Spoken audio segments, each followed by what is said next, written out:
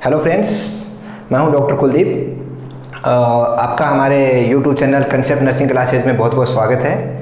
आज का हमारा टॉपिक ऑफ डिस्कशन होगा रूमेटॉइड आर्थराइटिस। इससे पहले वाली क्लास में हमने ऑस्टियोआर्थराइटिस भी पढ़ा था। अभी रूमेटॉइड आर्थराइटिस के बारे में डिस्कस करेंगे।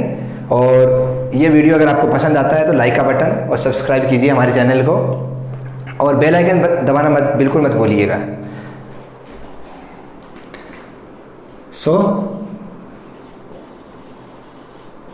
Rheumatoid arthritis RA। क्या होता है रूमेटॉइड आर्थराइटिस? रूमेटॉइड, इससे पहले जो हमने ऑस्टियोआर्थराइटिस बताया था उसके बारे में बताया था कि ये इन्फ्लामेटरी डिसऑर्डर नहीं है, इन्फ्लामेटरी नहीं है, जो कि डिजनरेटिव डिसऑर्डर है। क्या है? डिजनरेटिव। जबकि इसके बारे में बात करेंगे हम रूमेटॉइड आर्थराइटिस के बारे में, तो ये एक क्रॉनिक मतलब बहुत लंबे टाइम से चलने वाला। सेकंड, प्रोग्रेसिव मतलब बढ़ता ही जाएगा। थर्ड इज सिस्टेमिक मतलब पूरी बॉडी के जॉइंट्स को इन्वॉल्व करता है और मस्कुलर सिस्टम को भी इन्वॉल्व करता है। एंड फोर्थ इज इन्फ्लामेटरी मतलब यहाँ पे इन्फ्लामेशन होगा, ये डिजनरेटिव नहीं है, इन्फ्लामेटरी है। And fifth is auto immune मतलब खुद का इम्यून सिस्टम हमारे जॉइंट्स पे अटैक करेगा और उसकी वजह से इन्फ्लामेशन होगा। So it is chronic, progressive, systemic, inflammatory and auto immune disorder. तो ये चीज़ें हमें ऑलवेज रूमेटॉइड आर्थराइटिस के बारे में याद रखनी है। अब ये क्यों होता है? Just because of abnormal autoimmunity।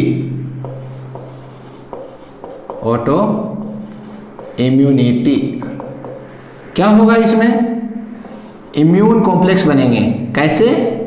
खुद के ही जो जॉइंट है उनके जो एंटीजन है, एंटीजन एक्चुअली होता है जो बाहर से फॉरेन पार्टिकल आता है, लेकिन ये खुद के ही बॉडी के जो पार्ट्स हैं उनको एंटीजन समझने लगता है। और हमारे इम्यून के अंदर जो एंटीबॉडी होती है वो उस एंटीजन पे अटैक करेगी, जिसकी वजह से क्या बनता है? Antigen antibody complex. उसी को हम क्या बोलेंगे?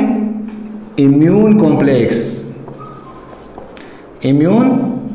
कॉम्प्लेक्स। और ये इम्यून कॉम्प्लेक्स अगर एक्सिस में हो जाता है तो क्या होगा? जाके जॉइंट स्पेस के अंदर डिपॉजिट हो जाएगा। तो ये चीजें रूमेटॉइड आर्थराइटिस का mechanism and definition: chronic, progressive, systemic and inflammatory, auto immune disorder. Second thing, क्यों? अबनॉर्मल ऑटो इम्यूनिटी की वजह से, जिसमें क्या होगा? इम्यून कॉम्प्लेक्स एक्सिस में हो जाएगा, खुद की बॉडी को एंटीजन समझेगा, एंटीजन एंटीबॉडी कॉम्प्लेक्स बनेगा और एक्सिस में होने की वजह से जॉइंट स्पेस में डिपॉजिट हो जाएगा, उसकी वजह से प्रॉब्लम होने लगेगी। Clinical feature of rheumatoid arthritis. इसको सबसे पहले तो हमें ऑस्टियोआर्थराइटिस से डिफरेंशिएट करना पड़ेगा। कैसे डिफरेंशिएट करेंगे? ये rheumatoid arthritis usually 20 to 40 year of age group में होता है। ये किस में मिलेगा? हमारा ओल्ड एज में, देखने को मिलता है। सेकेंड चीज, ये हमारा होगा यूजुअली लार्ज जॉइंट को इन्वॉल्व करता है, लार्ज जॉइंट को। इसकी बात करेंगे रूमेटॉइड आर्थराइटिस की तो स्मॉल जॉइंट्स को इन्वॉल्व करता है। स्मॉल जॉइंट्स जितने भी हैं, चाहे फुट के हों चाहे हाथ के हों। Most common small joint is metacarpophalangeal joint. It is a most common joint, metacarpophalangeal joint and wrist joint. ये हमारे जॉइंट्स हैं जो कि रूमेटॉइड आर्थराइटिस के अंदर सबसे पहले इन्वॉल्व होते हैं, मोस्ट कॉमनली इन्वॉल्व होते हैं। ठीक है। थर्ड चीज क्या होगी? ये एसिमेट्रिकल होता है।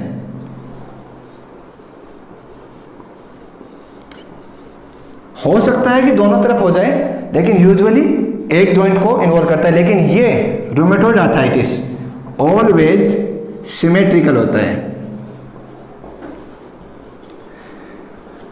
लास्ट वीडियो में हमने एक चीज़ और क्या बताई थी कि ऑस्टियोआर्थराइटिस एक्सरसाइज के बाद में बढ़ता है, इवनिंग तक ज़्यादा स्टिफनेस हो जाती है, इंक्रीज स्टिफनेस। जबकि रूमेटॉइड आर्थराइटिस में क्या होगा, within 30 minute to 1 hour के अंदर जॉइंट में रिलीफ मिलेगा। तो stiffness decrease after 30 minute of exercise या वॉक या जॉइंट मूवमेंट। रूमेटॉइड आर्थराइटिस के अंदर हमें एक चीज देखने को मिलती है, दैट इज फाइब्रस एनकाइलोसिस।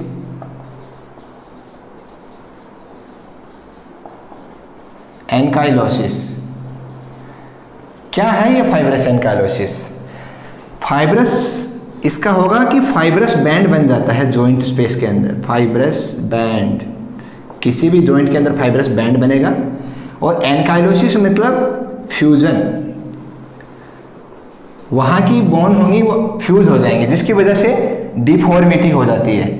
तो रूमेटॉइड आर्थराइटिस के पेशेंट में अगर लंबे टाइम तक उसका ट्रीटमेंट नहीं किया जाता है तो उसमें क्या होगा, फाइब्रस एनकाइलोसिस होगा और जॉइंट का फ्यूजन भी देखने को मिलता है। अगर स्पाइन की बात करेंगे तो स्पाइन के अंदर हो जाएगा।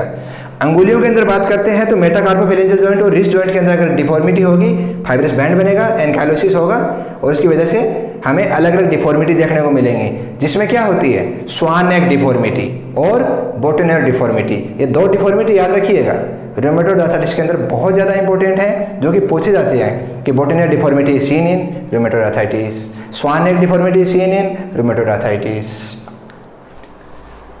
अब हम डिस्कस करेंगे clinical features of rheumatoid arthritis के बारे में। क्लिनिकल फीचर्स क्या होगा? क्लिनिकल फीचर्स के अंदर पेशेंट एक वही आप जो आपको पहले बताया था, सिम्टम्स एंड साइंस। क्या डिफरेंस बताया था मैंने इसमें? सिम्टम्स मतलब जो पेशेंट कंप्लेन करता है, साइंस मतलब जो हम ऑब्जर्व करते हैं, ऑब्जर्व्ड बाय एस। तो सिम्टम्स क्या होंगे इसके अंदर पेशेंट में? सबसे पहला pain, second one morning stiffness, not evening, morning stiffness which is relieved by decrease after 30 minutes of exercise। Third क्या मिलेगा? इन्फ्लामेशन। पेशेंट इन्फ्लामेशन नहीं बोलेगा, पेशेंट बोलेगा स्वेलिंग ऑफ जॉइंट। फोर्थ क्या हो सकती है अगर लंबे टाइम तक हो तो? Deformity of joints. फिफ्थ क्या मिल सकती है? फीवर की कंप्लेन करेगा, माइल्ड फीवर होगा, क्या बोलते हैं उसको, रूमेटिक फीवर। अगर फीवर। फोर्थ सिक्स क्या होगी? Weakness and फैटिगेबिलिटी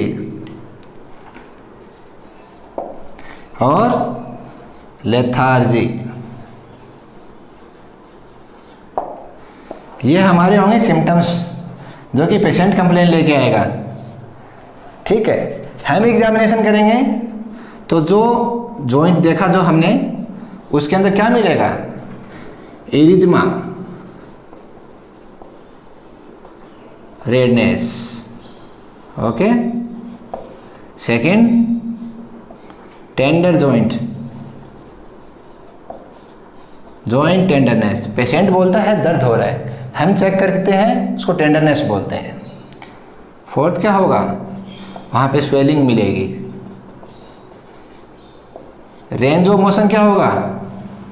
stiff and painful. तो ये हमारी ऑब्जर्वेशन होंगी। ठीक है, ये होगा क्लिनिकल फीचर्स, जिसके अंदर हमें जॉइंट का फ्यूजन भी मिल सकता है।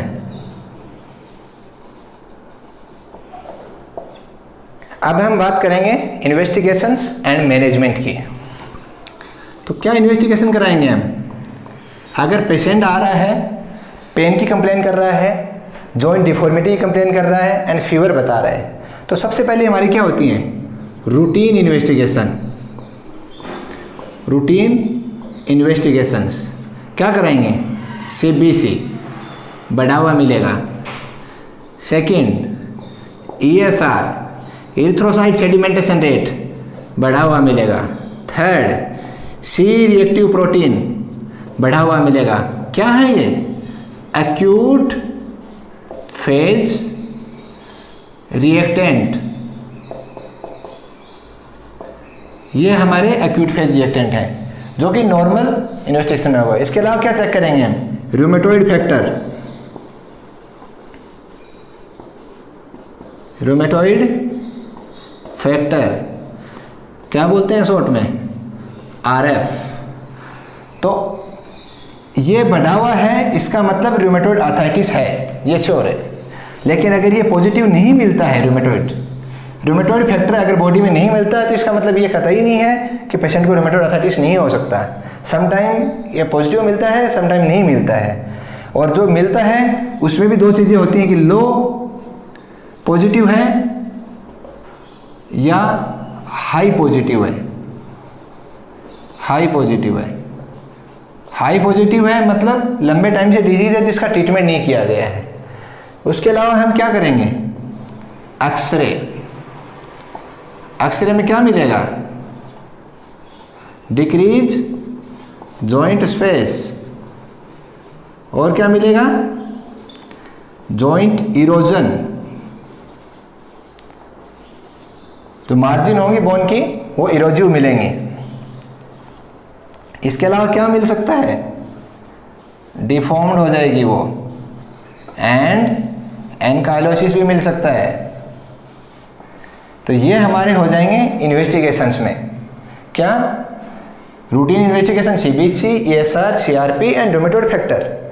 एक्सरे के अंदर joint space decrease and joint का इरोजन होगा जिसकी वजह से डिफॉर्मिटी हो जाएगी and ankylosis after the fibrous band formation. तो उससे हम क्या करते हैं? कैसे डायग्नोसिस बनाते हैं? इसका क्राइटेरिया होता है यूलार क्राइटेरिया या फिर ACR। EULAR is European League Association of Rheumatology and second American College of rheumatology.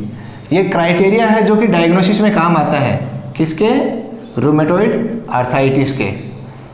पूरा क्राइटेरिया इतना इंपॉर्टेंट है, लेकिन आपके एग्जाम की वजह से इतना इंपॉर्टेंट नहीं है। इतना ध्यान रखिएगा कि EULAR European League Association of Rheumatology या अमेरिकन कॉलेज ऑफ रूमेटोलॉजी, ये क्राइटेरिया होता है जिसके अंदर हमारी 5-6 चीज़ें आती हैं। इसमें टाइम ड्यूरेशन होगा, लेस देन 6 वीक है तो हम 0 पॉइंट देंगे, मोर देन 6 वीक है तो 1 पॉइंट देंगे।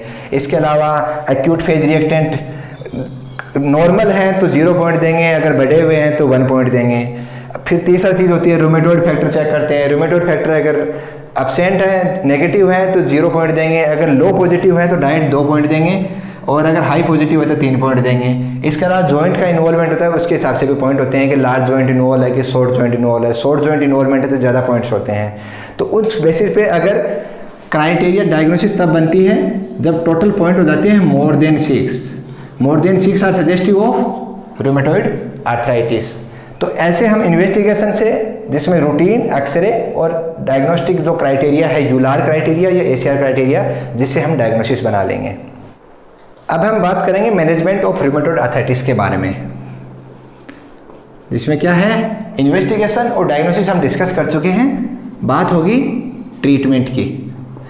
क्या बताया था मैंने कि रूमेटॉइड आर्थराइटिस क्यों होता है? क्या कॉज था? Auto immunity. Auto immunity. तो क्या ट्रीटमेंट रहेगा हमारा? क्या पेन किलर से हम रूमेटॉइड आर्थराइटिस को ठीक कर सकते हैं? नहीं, पेन जरूर ठीक हो जाएगा कुछ समय के लिए, लेकिन डिजीज ठीक नहीं होगी। तो क्या करेंगे? इम्यूनोसप्रेसेंट।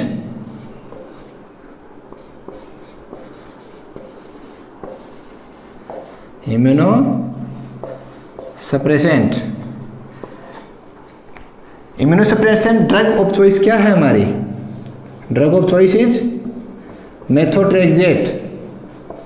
मेथोट्रेक्सेट।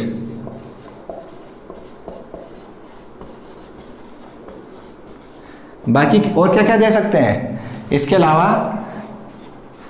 सल्फासालाजिन और पेनिसिलामाइन। इसके अलावा गोल्ड। ये चीज़ें इम्यूनोसप्रेसेंट जो कि हम रूमेटॉइड आर्थराइटिस के ट्रीटमेंट में देते हैं। क्या रहेगी drug of choice? Immunosuppressant. Immunosuppressant में क्या? Methotrexate is the drug of choice. बाकी और कौन सी? सल्फासालाजिन और पेनिसिलामाइन और गोल्ड। बाकी पेन के लिए एनाल्जेसिक्स। एनाल्जेसिक्स। थर्ड क्या रहेगा अपना? एक्सरसाइज। क्यों जरूरी है रूमेटॉइड आर्थराइटिस में एक्सरसाइज? अगर हम नहीं करवाएंगे तो जॉइंट फ्यूजन हो जाएगा, फिर उसमें मूवमेंट नहीं हो पाएगा। तो फंक्शनल स्टेटस, फंक्शनल बनाए रखने के लिए जॉइंट को क्या जरूरी है? एक्सरसाइज जरूरी है। इन सब के अलावा अगर जॉइंट डिफॉर्मिटी हो गई है, लाइक 2 डिफॉर्मिटी बताई थी मैंने, मेटाकार्पोफेरेंजियल जॉइंट और जो इंटरफेरेंजियल जॉइंट के अंदर डिफॉर्मिटी होने की वजह से। स्वानेक डिफॉर्मिटी क्या है? स्वानेक डिफॉर्मिटी है ये, देख पा रहे हो इसको? Hyper extension at metacarpophalangeal joint, hyper extension at interphalangeal joint proximal and flexion at distal interphalangeal joint. ये है स्वानेक डिफॉर्मिटी। तो जॉइंट रूमेटॉइड आर्थराइटिस के पेशेंट में ये डिफॉर्मिटी देखने को मिलती है। सेकेंड क्या होती है? बोटेन्योर डिफॉर्मिटी। बोटेन्योर में क्या होगी? बटन जैसा बन जाएगा। मतलब बटन कैसा होता है? ऐसे। तो इसमें जैसे मान लो ये एक बटन बन गया है, कैसे बनेगा? इसमें hyper extension at metacarpophalangeal joint, flexion at proximal interphalangeal joint and then again extension at distal interphalangeal joint. This is boutonniere deformity. तो 2 डिफॉर्मिटी याद रखना। तो इसको करेक्शन करने के लिए हमें सर्जरी ज़रूरी होगी ताकि हम उसको जॉइंट को नॉर्मल कर सकें। बाकी हमारा इम्यूनोसप्रेशन चलता रहेगा, एनाल्जेसिक्स चलती रहेंगी, एक्सरसाइज चलती रहेंगी, जिससे हमें रिलीफ मिलेगा और डिजीज़ के प्रोग्रेशन में हेल्प मिलेगी। उसको हम रिग्रेस कर देंगे। Thank you.